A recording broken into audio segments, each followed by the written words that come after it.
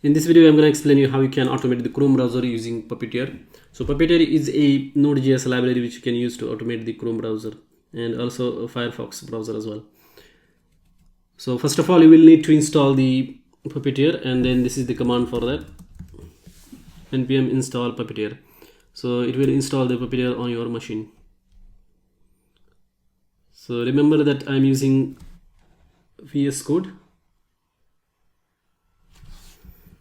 and you can see when you execute this command npm install Puppeteer, it is downloading the compatible Chrome version of the browser. And so once it is installed, you can use this code to launch the Chrome and then visit the website. So you can see here I'm using this required to load that library, Puppeteer library, and then there is one async function.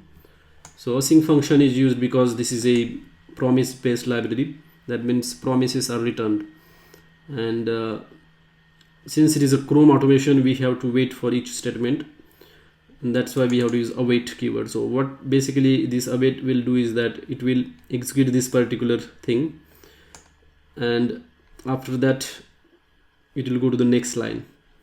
Normally in asynchronous programming, what happens is that this next statement will be executed before this statement at the line number 4, and so on.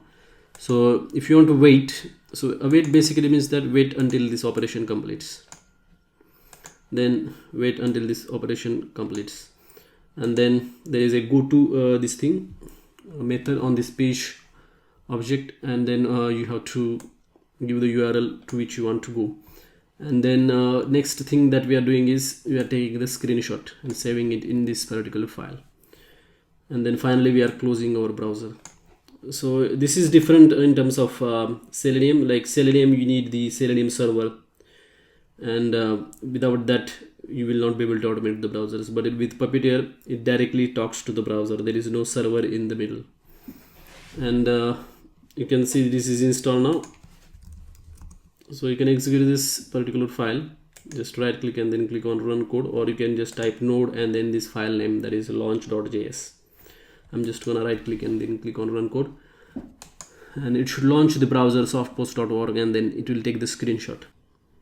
You can set the dimensions and lots of other options in here. When you launch it, it takes this one parameter. It's actually an object, or the options object you can say, and there is one property called as headless. So right now we have set it to the false. That means we will be able to see the browser that is being launched, so we can actually view it. But if you set it to the true, what happens is that it will not be visible. It will already happening in the memory only. You will not be able to see the browser launching and doing the stuff.